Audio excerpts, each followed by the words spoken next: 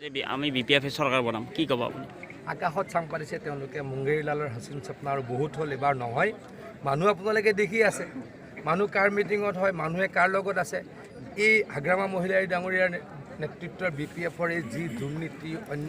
অত্যাচাৰ মানুহক ভয় খুৱাই আগতে মই এদিন গৈবাৰীলৈ আহিছোঁ তাতে কৈ দিয়ে যে যদি বিজেপিৰ মিটিঙলৈ যায়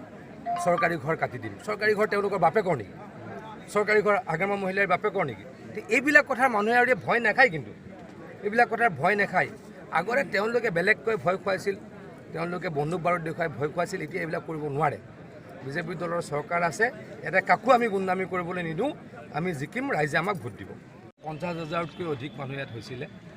ডক্টৰ হিমন্ত বিশ্ব শৰ্মা ডাঙৰীয়া আহিছিলে ৰঞ্জিত দাস ডাঙৰীয়া আহিছিলে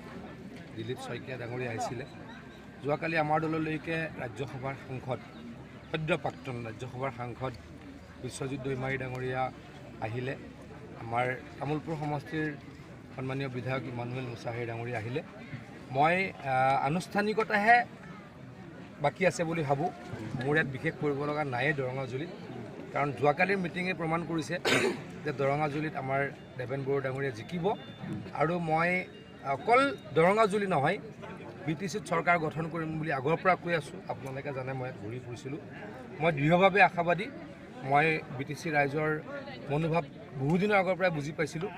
গতিকে মই গুৱাহাটীত গৈও কৈছিলোঁ যে BTCত এইবাৰ বিজেপিয়ে শাসন কৰিব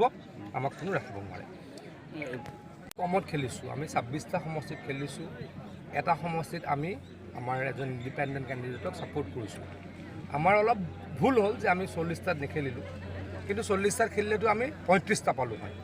গতিকে এতিয়া আমি 26টাত খেলিছোঁ 22ৰ পৰা 23টা ছিট পাম আপোনালোকে লিখি ৰাখক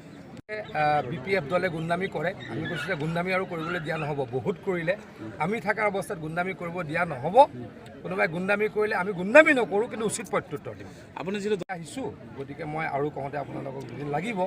কিন্তু মই আপাত দৃষ্টিত জানো যে দেৱেন বড়ো কোনো চিন্তা নোহোৱাকৈ জিকিব কিন্তু মাৰ্জিনটো বঢ়াব লাগিব 2 দিনৰ